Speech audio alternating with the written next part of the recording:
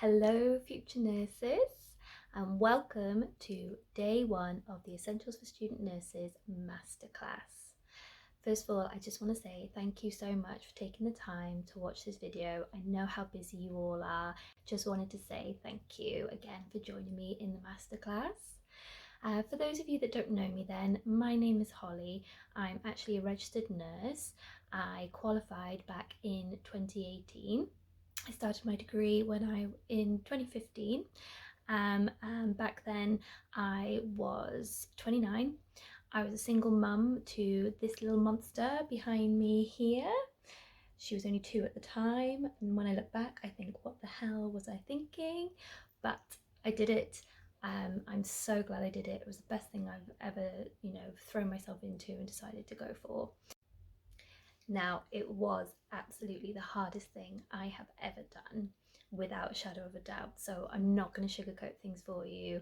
It is going to be tough, but I'm here to tell you that you can do it, and you can do it without the stress, without running out of money, and without all the terrible things that people warn you about why you're going to be a nurse and all that other rubbish.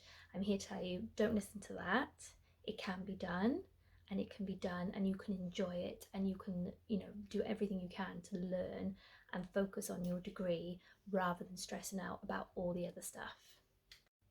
Now, I don't know if you guys can see, but that up there is little old me in my cap and gown when I graduated in 2018. When I qualified, I went to work on an oncology and haematology ward, which was just my dream job. It's what I wanted to do. I didn't always know I wanted to work in oncology. When I first started my degree, actually, I had no idea which area of nursing I wanted to go into. But I thought I would just figure that out as I went through the degree, and through my placements and everything that I learned, I realised that I was really, really drawn to oncology, which is a very difficult area, but it is so rewarding, and honestly I couldn't imagine doing any other kind of nursing now. I just really, really love it. So I qualified in 2018, I got my dream job. So I just wanted to let you know, I know there's a lot of negative press out there. You might have met some nurses and kind of asked them, any advice if you're going into your degree, and they might tell you, oh, don't be a nurse, and of course everything with COVID-19. But I'm just telling you that that is not everybody, and everybody's different, and you might find that when you start the degree you've got a really good idea of what area you want to work in, but actually things do change over time, and you find yourself drawn to something you never thought that you'd be going for, but there you are. So don't worry too much about that. As I said, going into your degree, you will just figure it out, and as you learn more, you'll find that you're naturally drawn to areas. So even if you were like me and you're thinking, I have no idea where I want to work, it's absolutely fine. You will figure it out by the time you get to the end of your 3-year degree program. The one thing I always swore that I would do once I qualified was to help student nurses, because we know how tough it is out there, and especially as a single parent trying to manage everything on your own, it is just so hard. So I always promised that no matter what I did, I would always do something to try and help all the other student nurses out there, and that's why I created the Student Nurse Guide. Now, the Student Nurse Guide is a place to go to get all the support, information and motivation for anybody who's already on the nursing degree, or guys like you maybe who haven't yet started and just want to find out more really of what you're in for. I remember what it was like before I started my degree, and honestly guys, I had no idea. I hadn't worked in a hospital before. I'd been a care worker in a residential home, and that was my experience, so I had no hospital knowledge or anything like that at all. I decided that I wanted to go into nursing, that I was finally ready to do the degree. So I was lucky that I had previous qualifications that I could use then to apply. So I just basically applied on my own. I hadn't actually done the access course. I hadn't come from that kind of background. I know a lot of you guys have, which is great, because I think it does really, really help you and set you up for the nursing degree. But if you're like me, maybe you were a mature student, and it's been a while since you've been in college as well, there's not that much kind of support and information out there for you if you're applying on to the degree on your own as well, especially. So for me, I actually had to go back and resit my maths GCSE because unfortunately at 16 years old, hadn't really worked that hard, and had come out with the grades that weren't enough basically for me to get onto the nursing degree. So I went back, I did like 1 day a week at college, and I worked my butt off for that maths GCSE. Okay, so if you're like me and you're pretty horrible at maths, to be honest, don't worry, it does get easier. You do get better the more you do it, and even now working as a nurse, it's fine. It doesn't cause me any problems now. But back then, yeah, I had to really, really work to get that GCSE maths. So I sat that, had a horrible wait to find out if I'd gotten the grades. I'd been offered a couple of places, providing I had that grade. So everything was resting on that. And then luckily, August rolled around and I passed, which I still can't even believe now because honestly, it was just so hard for me. It really was. But yeah, I got that. So I had about 3 weeks to basically just sort everything out because nothing was ready. I hadn't done my application for student finance. I didn't know what I needed to buy and stuff before starting uni. I, spoken to the uni a couple of times. I wanted to find out things like what my timetable was going to be because I needed to arrange childcare.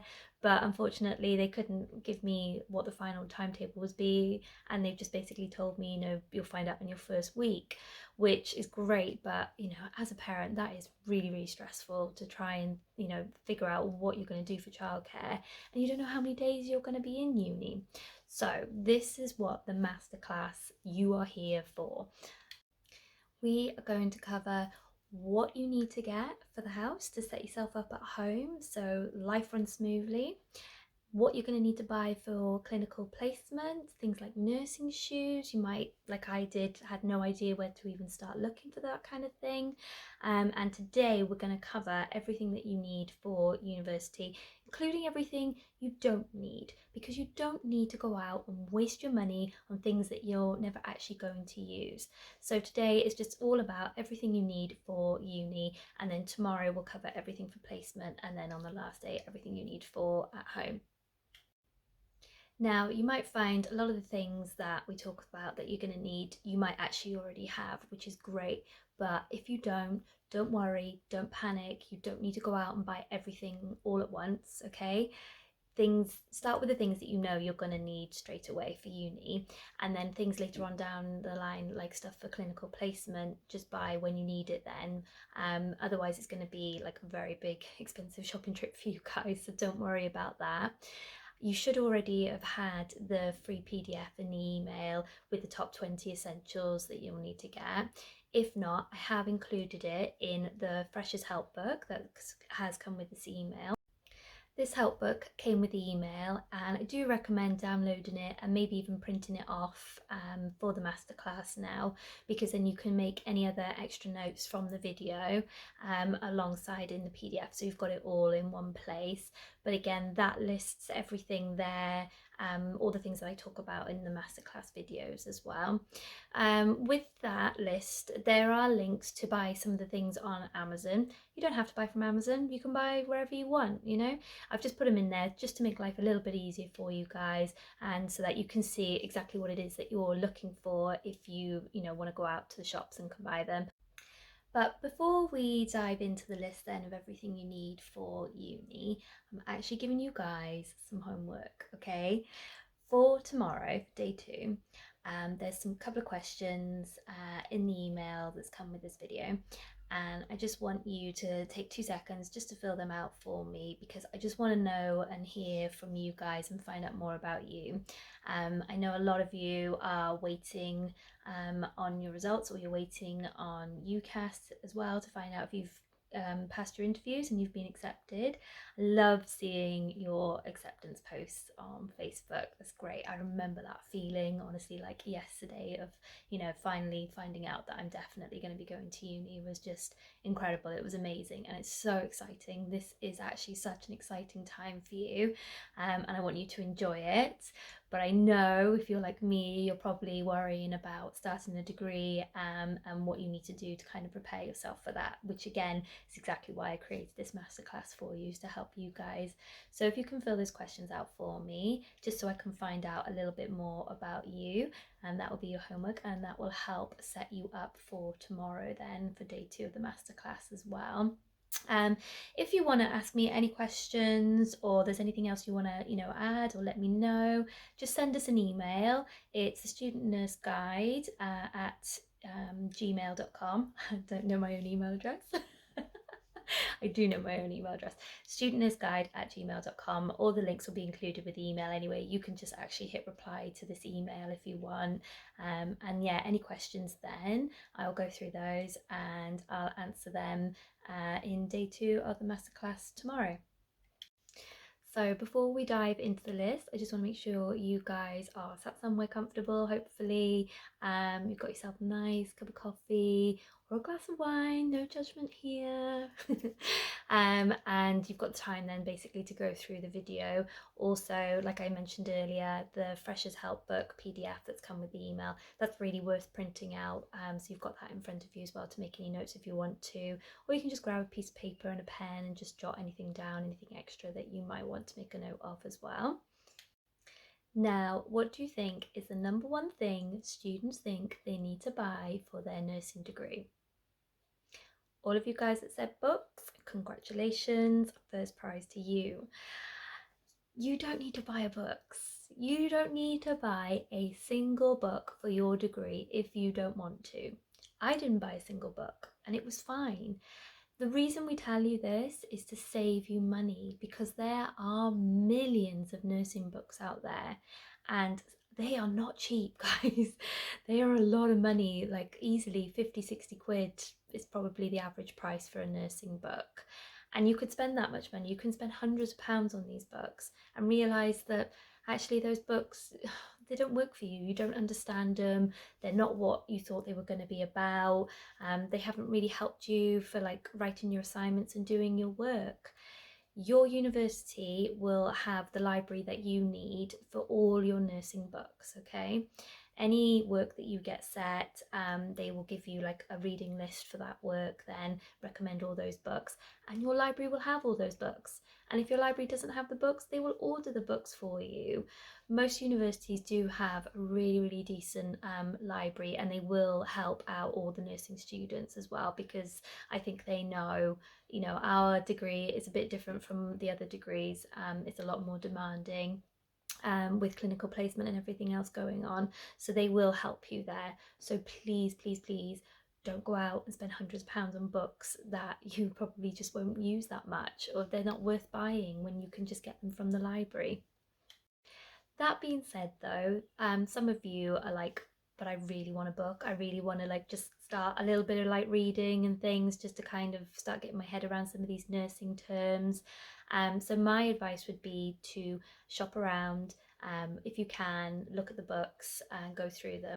I have included a list of the top sort of 5 to 10 books that most nursing students find really helpful, especially when you're starting out in your first year. So those are the ones that get the most recommendations, not just from me, but from everybody else as well. So have a look at those. If you can, find one in one of the shops, look at it and figure out really if it's really worth spending that much money for and buying, or whether you can just wait until you start uni and get the books then that they recommend as well for your degree and for your first piece of work that they're probably going to set you as well. Also, when you start uni, you may find that there are second years and third years actually looking to sell some of their nursing books because they don't need them anymore. So that's a really good way to save money if you've got your heart set on one book in particular. That's a great way then of buying it secondhand and saving yourself loads of money doing it that way as well. Another thing worth mentioning that you don't know until you start uni is that the books that the university recommend you use for your assignments, they like specifically ask you to look at those books because they're the newest ones or the newest editions. Again, something they don't tell you is that when you're doing your assignments, if you're using a book that's older, was published more than 5 years ago, it's considered an old book and it's out of date. and you can actually end up losing marks then if you're using that as a reference in your assignment. This is why the universities give you like these reading lists then, and they want you to look at those books in particular. So that's something else to bear in mind. If you're looking for something, make sure you always go for the latest edition of it as well. So that's enough about books. I'm not going to talk about them anymore. You know what to do about books. But the one thing that I do really recommend getting when you first start at uni is actually signing yourself up for Amazon Prime. This is because when you're a student, you actually get the first 6 months of that for free. And then after that it's just half price, so it's not too expensive, and eventually you find that it will actually save you money if you're paying for delivery fees all the time. I know probably a lot of you already signed up to Prime, and if you are, then it's worth going back and changing your membership so you get the student membership to save yourself money there. The only thing with signing up for that is you do obviously need an email address that's a student email, and you're not going to get that until your first sort of week or two of starting uni, so you will have to wait a little bit for that, but it really is worth doing. Honestly, Amazon Prime saved my life so much when I was a student, just because things can just get so hectic, life can get so busy, and then you're realizing that you need to buy a superhero costume for World Book Day or whatever in 2 days time. There's always something, right? All the parents out there is always something for school. So yeah, it just really saved my life a couple, more than a couple of times, to be honest with you. Just getting things really last minute, it can just really like save you a lot of stress and then a lot more time as well. So yeah, I really recommend definitely getting the Amazon Student Prime if you haven't got that already. The other thing with Prime as well is that you can get access to a lot of the books, all the ebooks on Kindle, so you don't actually need a Kindle. You can just download the app on your phone, doesn't matter what phone you have. You can use the app and you can access a lot of books then that way as well, that might be free, or you can get like little previews into some of the books as well, and that's another way of finding out things about nursing books if you do need to get hold of them, if they are what you're looking for and everything else. So it can save you a lot of time doing that as well, especially if you're working from home and everything else. It is really worth doing. Now, probably the biggest and most expensive thing that you will need to sort out is your computer or laptop or tablet. You've got a big choice there. That is definitely the biggest investment probably before starting your degree. If you haven't already got one, or if you've got something that's on its way out, it's worth thinking about investing in that now at the beginning, because it'll see you right through to the end of your degree then.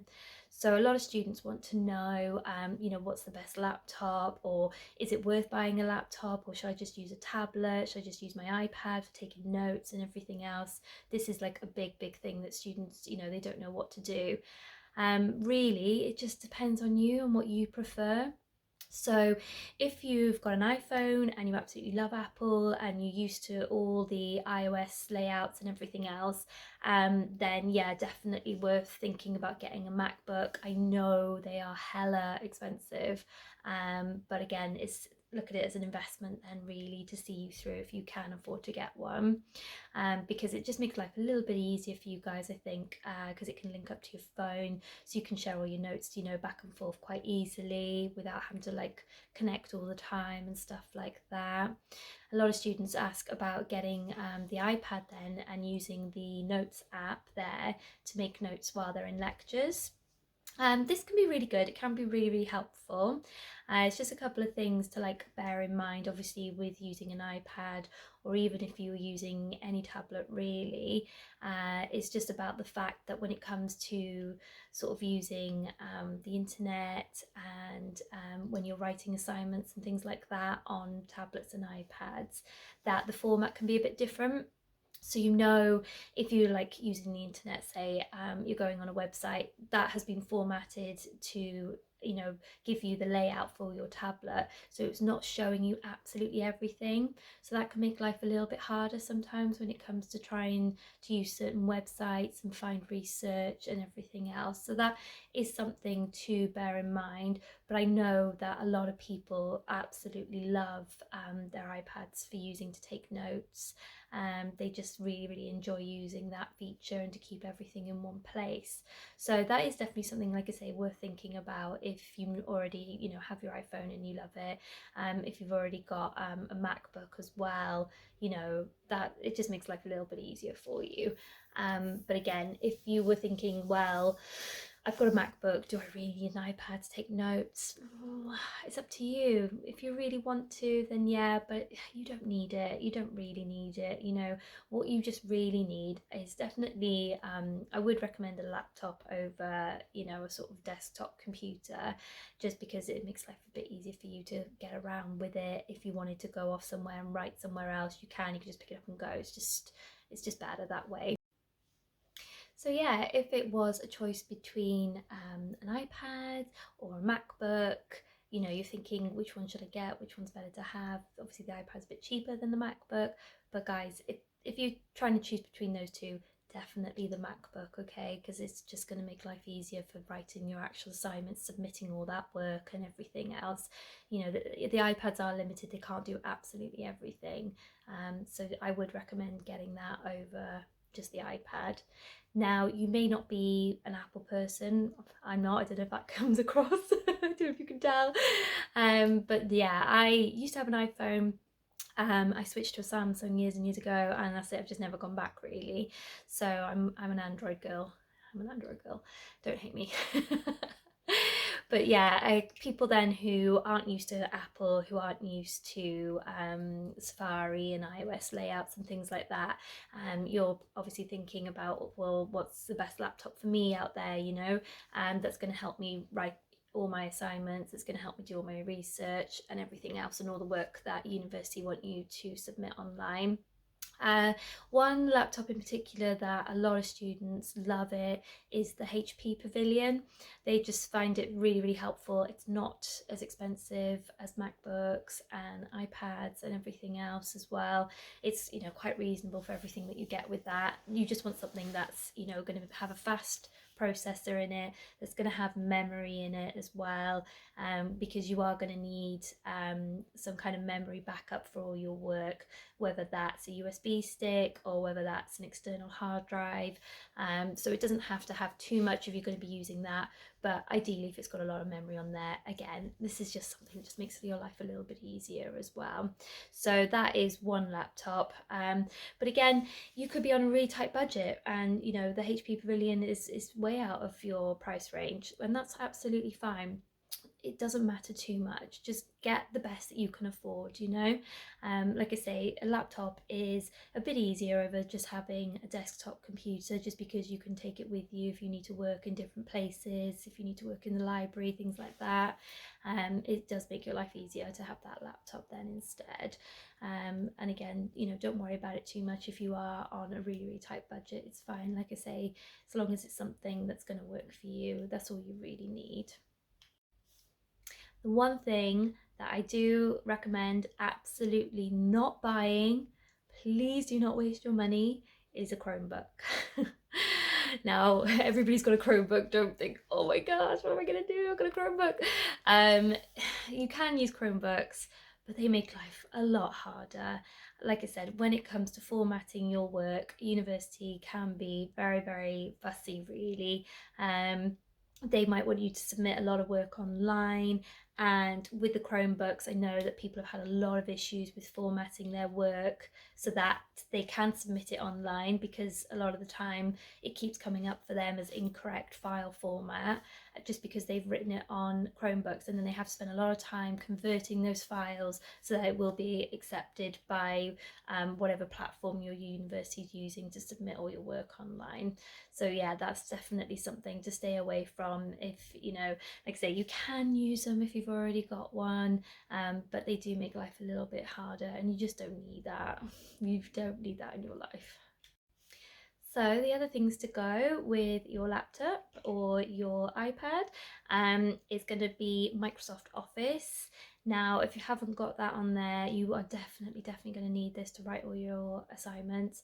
Um, it can be expensive to buy if it hasn't already come on your laptop, but most universities through the library, they've got a way of you to be able to get Microsoft Office on your computer. There's like a special uni code, so don't worry about that too much. Like I say, if you haven't got it, speak to your university when you start, see if you can get that code then to sign up for it for free then while you're at university.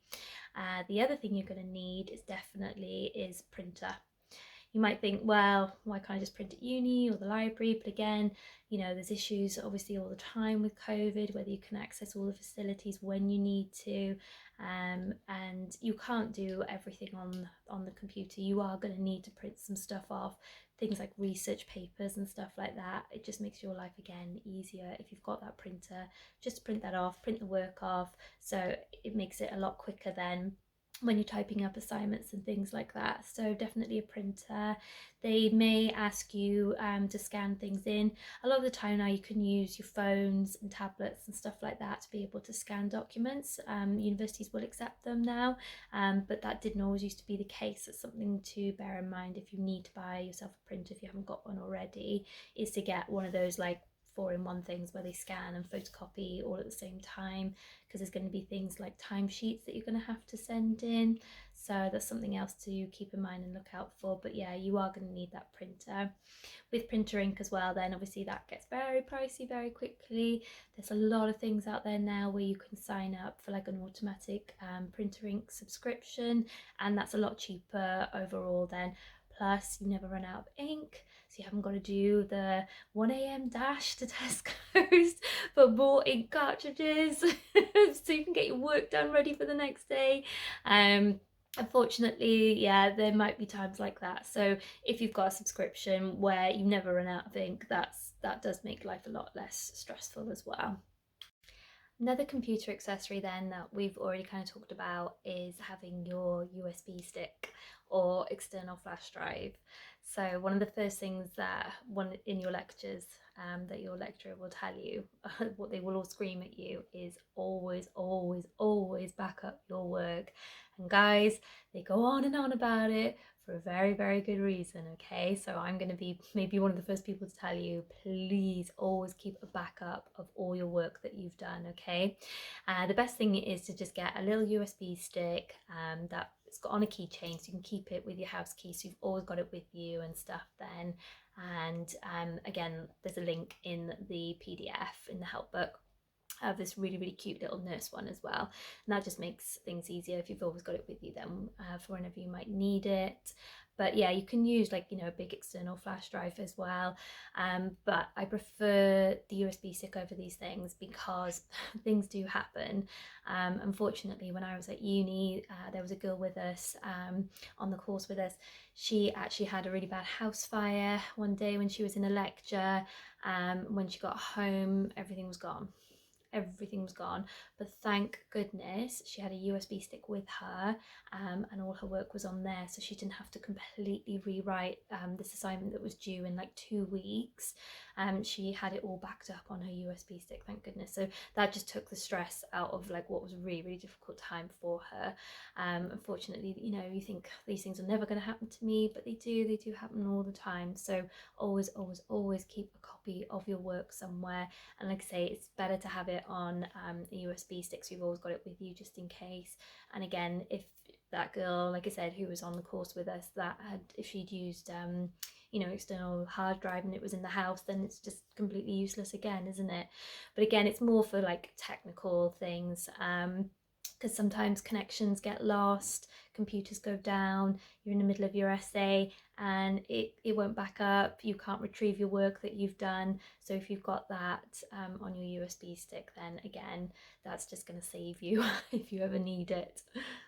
The other thing as well with university always telling you to back up your work is because if things like that do happen, believe it or not, they won't accept that as extenuating circumstances, which means that even though your house is burnt down, if you didn't back up your work, that's your fault. You won't get an extension to rewrite a whole assignment. That's just not how university look at it. They expect you to always back up that work, because they will not give you any special circumstances then, if your computer breaks or anything like that, as a reason for not submitting your work. So that's another thing to keep in mind as well.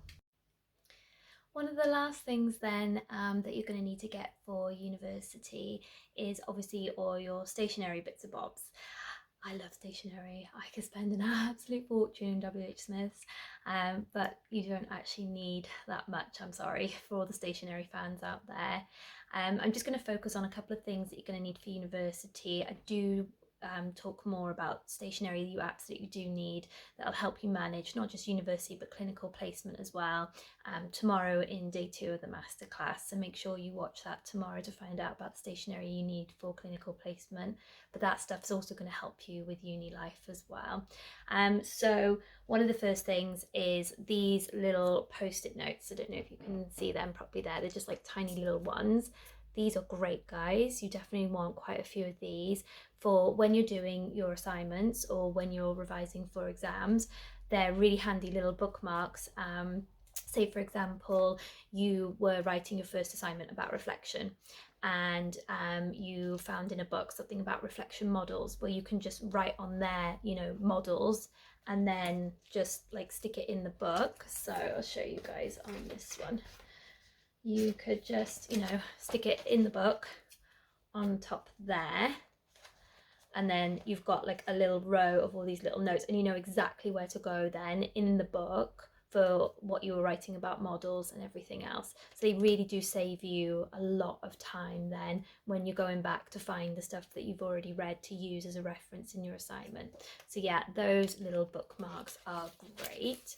Talking about reflection, actually, while I've got this in my hand now, just wanted to show you, you're going to need some notebooks, different sizes for uni as well. But this one is the Student Nurse Guide Reflection Journal then. This is something that was created just for student nurses, which you've all been loving. It is, sorry, it is on Amazon. I've put the link again with the PDF, so you can link directly to get it off there. But it's just a little introduction to like reflection, which is one of the first things you're going to learn about when you start uni. And as I said, it is a journal for you to be able to write all your own nursing reflections in there as well. But as you can see, it's got on each page of the journal, you've got the date in there, you've got the location. So if you're on placement and something happened on placement that you need to reflect on, you can put where you were on there, because this is just your personal notebook. And then any sort of key learning points that you had from that experience, and any other subject areas that you want to read around. But one of the reasons why this was made just for student nurses is I don't know if you can see properly on there, it's basically a little guide on each account to help guide your actual reflection, so that you're always staying on point then as well. And you'll need this all throughout your degree. Like I say, there's this one made just for student nurses, but you can just buy a normal notebook and just use that, you know, if you're on a really tight budget and things like that, just a normal notebook will do. Again, it's something that you'll learn about when you first start university, about reflection, but they will ask you to keep a reflection diary where you have just your notebook then for any, like I say, events or experiences that happen whilst you're on placement, or even, you know, it could be even when you're out and about or something like that, and it's an event that you've learned something from. So you're going to go back and you're going to reflect on that. Again, uni will teach you all about reflection, the theory behind it and everything else. The other thing in this notebook as well is that I've actually included an example in there of a reflection, which again just gives you an idea when you're first starting out and you're thinking, oh my goodness, I have no idea what to write. It's just a really handy little example there for you guys as well to go back and look on. So again, this is on Amazon if you want a copy.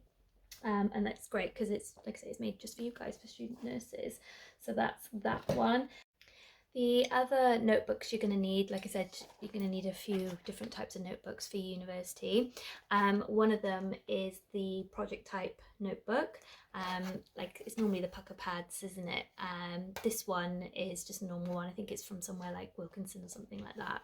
And basically you want to be looking for the ones where they've got, I hope you guys can see here, like the little tabs on the side like that. So a few different things in here. It just helps then when, like I say, when you're doing your notes, you can keep them actually in separate little tabs and stuff like that. And this one's really good because actually it's got like a little thing in there. You can write the subject on it as well, so it just helps you stay a bit more organized and everything else. But yeah, these are definitely the better ones to buy rather than just, you know, a plain notebook then, to help keep all your subjects organized for your different lectures if you're going in and making notes. Again, some of you might just want to make notes on your tablet or your iPad. That's absolutely fine. It's just whatever your personal preference is. But if you're going to use one of these then for making notes, they do really, really help. So those are the ones, the type that I do recommend. Things like pens and stuff like that. There are certain specific pens that are really, really helpful for placement, so I'm going to talk about them again tomorrow in day 2 of the masterclass. But yeah, you definitely want as many black pens that you can get your hands on because they go missing all the time. I don't know where they all end up. There just must be this massive black pen graveyard somewhere that they all go to. But yeah, there's loads and loads of black pens as well. The other thing, like I said, about using these particular project type notebooks as well, they do save you as well from carrying like any big heavy files in and out of uni. You guys can probably see there's some files behind me there. I'm going to go through those a little bit more again tomorrow because you will need to use those unfortunately when you're on placement to get all your competency signed off there. But again, like I say, I'm jumping ahead of myself. We're going to talk about that again tomorrow. So I hope you've all found this really, really helpful.